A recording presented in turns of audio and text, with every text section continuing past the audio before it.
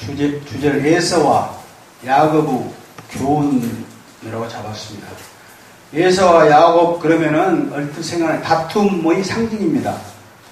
형제 간의 다툼의 상징. 그 다툼이 시작된 건 창세기 27장부터 있는데 에서가 장자권을 팔아버렸고 파축한 거래. 또 야곱은 축복권을 에서를 통해서 빼앗았습니다.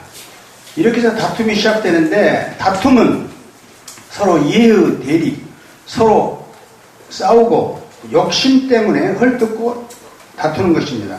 에서와 야곱 그랬죠. 또 그에도 성경에서 사울과 다윗과 사울 다툼, 다윗과 압살롬의 다툼, 하만과 모르드게의 다툼, 전부 다툼입니다. 이 다툼은 결국 분노와 분쟁 때문에 그럽니다. 하나님을 기쁘게 하지 못하기 때문에 하나님 밖에 있습니다. 다툼은 하나님 밖에 있습니다. 마귀 쪽에 있는 사람들입니다. 죄의 열매입니다. 그러나 반대로 화평과 거룩함은 하나님 편에 들어오는 겁니다. 성경에서 거룩함이라고 하는 것은 죄악과 구별된 도덕적인 삶입니다. 하나님의 속성 중 가장 중심적인 요소가 바로 거룩함입니다. 요한복음 17장 19절과 베드로전서 1장 5절 16절에서 하나님은 거룩하니 너희도 거룩하라고 그랬습니다. 히브리서 6장 14절, 히브리서 12장 14절 모든 사람과 더불어 화평하고 거룩함을 쫓으라. 이것이 없이는 아무도 주를 보지 못하리라고 했습니다. 여기서 화평 이꼬르 거룩함입니다. 화평은 죄가 없는 상태, 하나님 안에 들어와 있는 상태고 거룩함도 죄악과 구별된 도덕적인 상황이기 때문에 하나님 속에 들어와 있는 상황입니다. 두 번째로 화해한다는 것은 뭡니까? 즉 예수님 밖에 있던 그 마귀의 종에서 예수님 안으로 들어오는 하나님의 종으로 들어오는 겁니다. 화해에 일치하여 평화를 유지하는 것이고 교회 용어로서는 화해가 화평이 화목하고 평온, 원화, 태평함 등으로 동의어로 쓰이고 있습니다. 성경에서 이 화평에 대해서 말한 것은 사사기 4장 17절, 열왕기상 2장 13절, 신명기 20장 10절에서 로마서 5장 9절에서 반복되고 있는데 즉 죄사함 받고 하나님과 끊어진 관계가 회복되는 것이 화평입니다. 화평은 영원하고 참된 평화입니다. 사도행전 10장 30절, 골로새서 1장 20절에 나와 있고 이건 화평은 결국에 그리스도로 말미암은 것이라고 했습니다. 하나님께서 베풀어 주시는 은혜며 복입니다. 야고보 3장 18절 화평케 하는 자는 화평으로 심어 의 열매를 거둔다고 그랬습니다.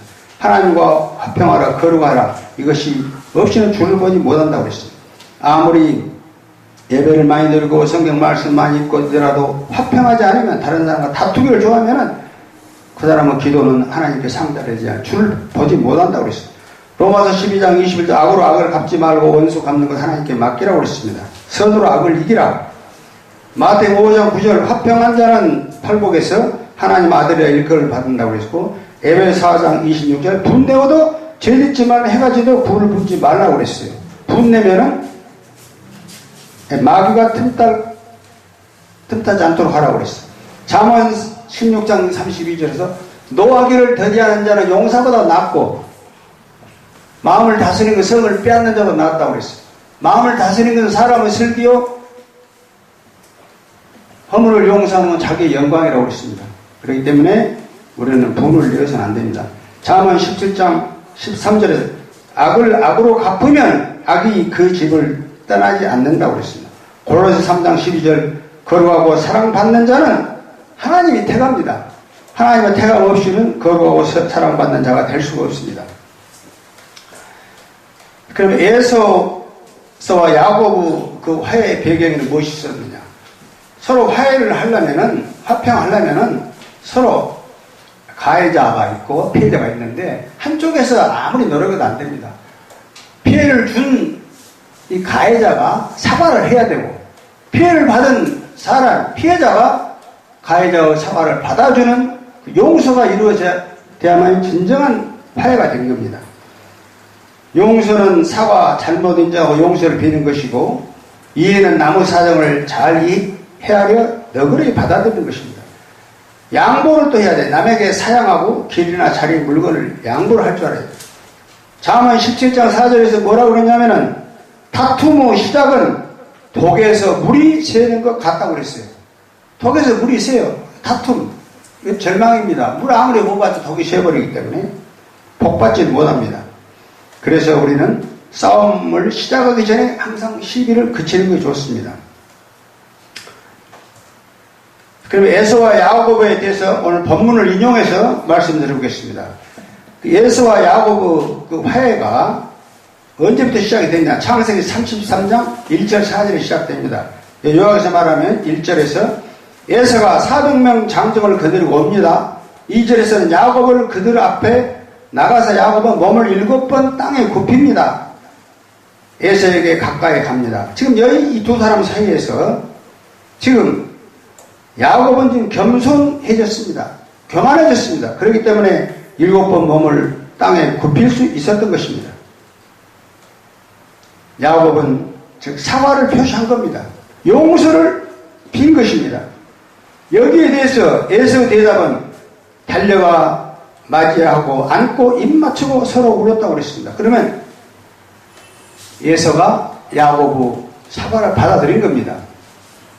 그래서 결국에서 창세기 35장 11절은 화해를 하고 다툼을 떠나서 화해가 이루어져서 어떤 복이 오냐? 왕들이 내 허리에서 나오리라고 그랬어요. 야곱이 거기서 죽어버리면 그 사람 자손이 왕이 안 나오죠. 12절에는 아브라함 이삭에게 준 땅을 내게도 주고 내 후손에게도 주리라고 그랬습니다. 그러면 우리가 여기서 야곱과 에서가 그 오랫동안 에서과 야곱과 복수 생활을 하던 사람들이 어떻게 해서 이렇게 화해를 할 수 있었느냐? 용서하고 사과할 수 있는 이거는 하나님의 역사입니다. 하나님이 역사하신 겁니다. 다툼 해가지고 용서하지 않을 때 하나님만이 이것을 해줄 수가 있습니다. 그래서 33장에 이런 결과가 나오는데 그 이전에 32장 11절에서 29절을 보면은 하나님 역사가 시작됩니다. 11절 야곱이 기도했어요.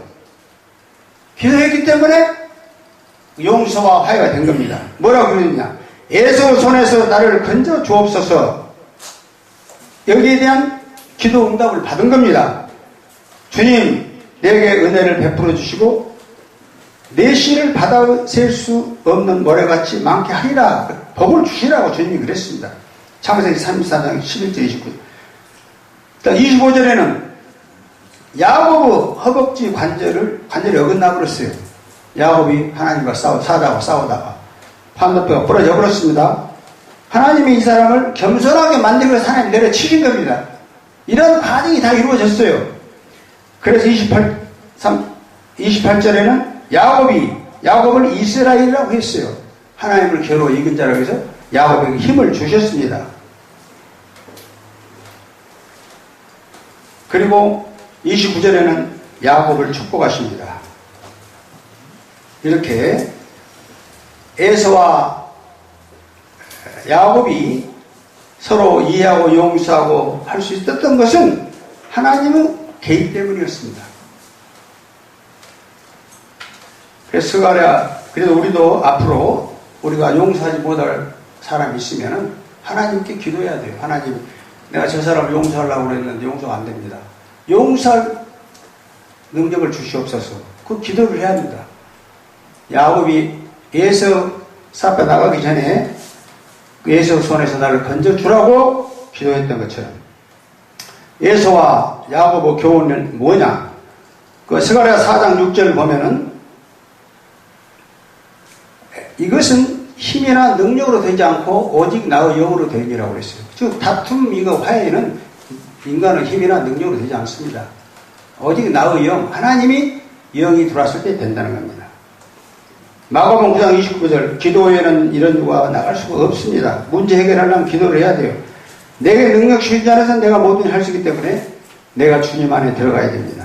에베소 4장 24절 22절 욕심을 버려야 됩니다. 요구 욕심 구습 쫓는 옛사람은 버리고 진리와 거룩함으로 새사람을 입으라고 합니다. 그럼 오늘 우리의 현실은 어떻습니까? 다툼이 많습니다. 형제 간의 다툼, 친구 간의 다툼, 이웃 간의 다툼, 부부 간의 다툼, 이러한 다툼을 에서와 야곱이 화해했던 것처럼 우리도 이런 화해를 해서 화평해서 복을 받으려면 하나님을 의존해야 됩니다. 용서하고 사과를 해야 됩니다. 정말 어려운 일입니다. 용서 사과는. 그러나 우리는 겸손하면 할 수 있습니다. 상대방을 이해하고 용서하고 동정하고 사랑하고 양보한다면 우리는 상대방을 용서할 수 있습니다. 이렇게 용서하려고 할 때는 분명히 마귀가 또 방해를 합니다. 용서하지 말라고. 야, 네가 저 사람이 나한테 그동안 어떻게 했는데 용서하려고 그러냐. 계속 복수를 해라. 마귀는 이렇게 개입을 합니다. 그래서 우리는 하나님의 전신갑주를 입고 계속 기도를 하면서 하나님께 간구를 해야 됩니다. 누구와 내와 다툼을 해결하게 해 주옵소서. 그리고 4차원 영성을 우리는 받아들여야 합니다. 나는 저 사람과 다툼을 해결할 수 있다. 좋은 관계를 유지할 수 있다. 하나님이 해주실 것이다. 이렇게 믿고 좋은 관계가 회복되었다고 선포를 해야 됩니다. 성령의 열매를 맺어 사랑이라고 화평, 오래 참음, 자비, 양선, 충성, 온유와 절제는 이러한 성령의 열매를 맺으면 성령의 열매는 성령님 안에서 돌아가실 때 가능하기 때문에 화평이 이루어집니다. 용서가 됩니다. 그래서 제일 중요한 것이 우리는 말씀에 순종해야 되는데 겸손, 즉 빌립보서 2장 3절 4절에서 뭐라고 그랬습니까? 그리스도 예수 마음을 품으라고 그랬어요.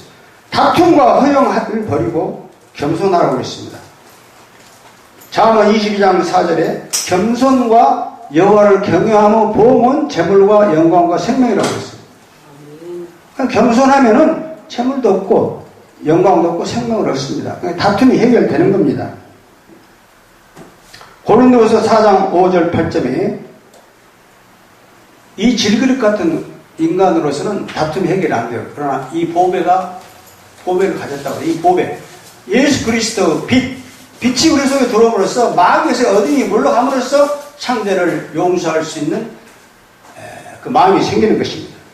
무릇 지킬 만한 것보다 내 마음을 지키라고 그래요. 4장 23절에 우리 마음속에 상대를 원망하고 불평하고 복수하려고 하는 이 마음을 물리치고 마귀를 물리치고 이 사람을 이해하고 용서하고 동정하는 또 하나님의 그리스도 마음, 온유하고 겸손한 마음을 우리가 품었을 때 우리는 화해를 할 수가 있는 것입니다.